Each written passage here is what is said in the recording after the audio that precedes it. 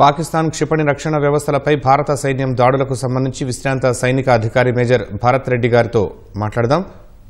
నమస్తే మేజర్ భరత్ రెడ్డి గారు. లాహోర్లోని క్షిపణి రక్షణ వ్యవస్థను భారత్ నిర్వీర్యం చేయడంపై మీరేమంటారు?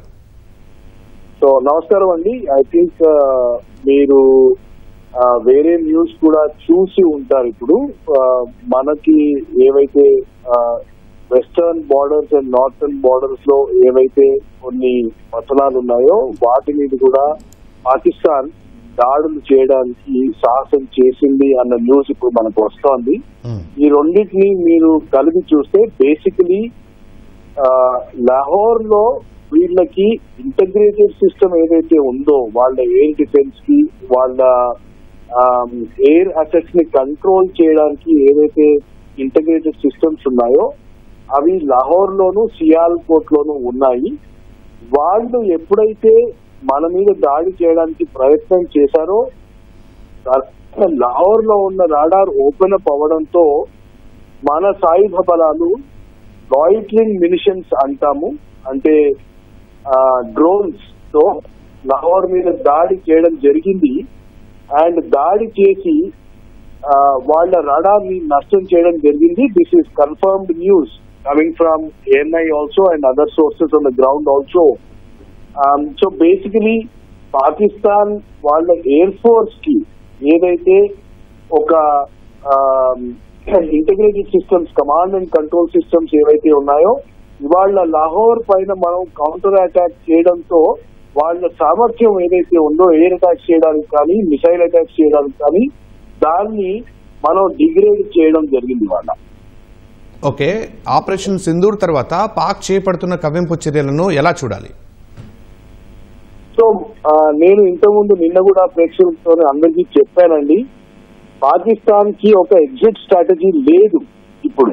ఎందుకంటే వాళ్ళు చేస్తున్న వార్ గేమింగ్ లో భారతదేశం పహల్గామ్ కి ప్రతిస్పందనగా బాలాకోట్ లాగా చిన్న ఎయిర్ స్ట్రైక్ చేసి ఆగిపోతారు అని అనుకున్నారు. కానీ మనం ఏదైతే ఎంత లెవెల్లో వాళ్ళ మీద ప్రతిస్పందించామో అది వాళ్ళ ఊహకందని ప్రతిస్పందన. అండ్ ఇవాళ వాళ్ళను నిల్చోబెట్టి వాళ్ళ నట్టింట్లో వాళ్ళ చెంప మీద మనం కొట్టొచ్చాం. అండ్ పాకిస్తాన్ ఏదైతే వాళ్ళ దేశాన్ని కంట్రోల్లోకి మళ్ళీ తిరిగి తీసుకోవడానికి ప్రయత్నం చేస్తోందో వాళ్ళకి ఇప్పుడు ఒక జవాబు లేకుండా అయిపోయింది, ముఖం చూపెట్టలేకుండా అయిపోయింది. వాళ్లకు భారతదేశం మీద తిరిగి దాడి చేయడానికి తప్ప వేరే అవకాశం లేదు. వాళ్ళ ప్రజలకు ఇప్పుడు చూపించుకోవాలి. ఎందుకంటే గత 2 వారాలుగా వాళ్ళు ఛాతీ కొట్టుకుంటూ భారతదేశాన్ని నాశనం చేస్తాము అనే ప్రగల్భాలు పలుకుంటూ వచ్చారు వాళ్ళు. And they are not able to extricate themselves out of the situation. ముందు నుయ్యి వెనక పోయి లాగా అయిపోయింది ఇప్పుడు వాళ్ళ పరిస్థితి. సో వాళ్ళు అటాక్ చేయకపోతే ఇప్పుడు వాళ్ళ ప్రజలే వాళ్ళని క్వశ్చన్ చేయడం మొదలు పెడతారు. కాబట్టి వాళ్ళకి ఇంకా వేరే గతి లేనే లేదు. అంటే ఎంత దూరం వెళ్తుంది వాళ్ళ అటాకింగ్ అనేది? వాళ్ళ మతి చెల్లించిన ఈ చర్యలని భారత్ ఎలా అడ్డుకుంటోంది?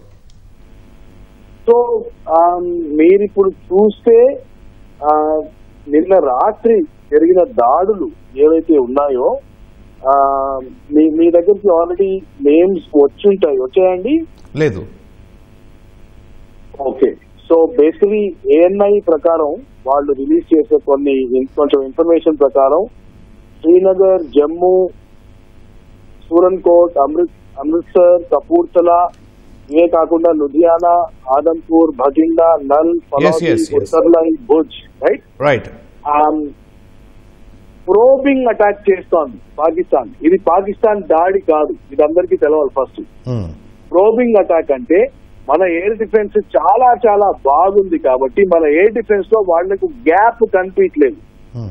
గ్యాప్స్ ఎక్కడ ఉన్నాయా అని తెలుసుకోవడానికి వాళ్ళు ఒక లిమిటెడ్ ఎయిర్ స్ట్రైక్ మిసైల్స్ ద్వారా, స్టాండ్ ఆఫ్ మిసైల్స్ ద్వారా అండ్ డ్రోన్స్ ద్వారా చేయడానికి ప్రయత్నం చేస్తున్నారు.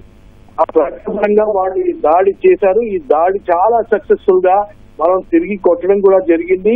అండ్ ఇన్ఫాక్ట్ ఇప్పుడు చిన్నగా మాట్లాడుకోవాలంటే నోరు తెరిస్తే నోరులోకి దోమ దూరినట్టుగా ఇప్పుడు వాళ్ళ రడార్స్ ఓపెన్ కాగానే మనం వాళ్ళ రడార్స్ అటాక్ చేయడం మొదలు పెట్టాం. సో నిన్న రాత్రి ఏదైతే దాడి జరిగిందో దాంట్లో లాహోర్ లో ఏదైతే వాళ్ళ ఇంటిగ్రేటెడ్ కమాండ్ కంట్రోల్ సిస్టమ్ ప్రకారంగా రడార్ ఉందో, సియాల్కోట్ లో కూడా ఉందో, అవి రడార్స్ ఓపెన్ అవ్వడంతో మనకి ఒక అవకాశం దొరికింది. అవకాశం దొరకగానే మనం వాటిని అటాక్ చేయడం జరిగింది, వాటిని ధ్వంసం చేయడం జరిగింది. ఓకే, ఈ పాకిస్తాన్ కు ధీటుగా భారత్ ఎలాంటి చర్యలు చేపడుతుంది అనేది అంచనా ఉందా?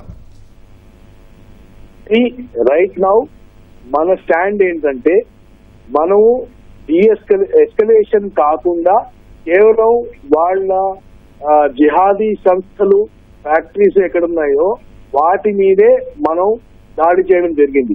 కానీ నేను చెప్పినట్టు పాకిస్తాన్ కి ఇప్పుడు ముఖం లేక వాళ్ళు ప్రతి దాడికి ఒడిగట్టారు, ఎస్కలేట్ చేయడానికి ప్రయత్నం చేస్తున్నారు. ఎల్ఓసి నుంచి కూడా కింద వెస్టర్న్ బార్డర్స్ వరకు వాళ్ళు ఫ్రంట్ ఓపెన్ అప్ చేయడానికి ప్రయత్నం చేస్తున్నారు.